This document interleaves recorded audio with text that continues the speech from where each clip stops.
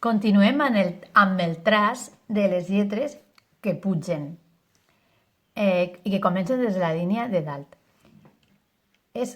Torno a repetir que és molt important la direccionalitat de les lletres, és a dir, per on comença a fer-se la lletra i com hem de continuar en cada moment.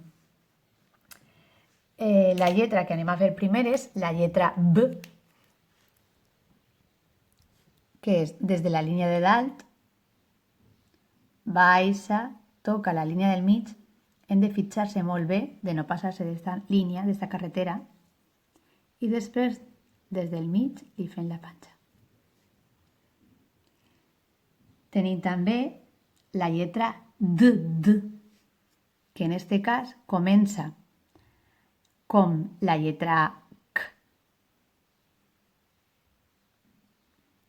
Pugem a la línia de dalt i tornem a baixar pel mateix puesto. La podem fer aixina o torna a fer, puge, baixe i es queda aixina. És molt important sempre fer aquestes lletres d'aquesta manera. Després tenim la lletra F, la F. Comença a girar i després aprofita també aquesta línia d'aquí per a fer la ratlla. Sempre sense passar-se d'esta. No hem d'arribar a la carretera de baix en cap moment. Continua amb la H, que en aquest cas no sona. Des de dalt baixe recte i faig com la N, una muntanyeta. La K, però en aquest cas,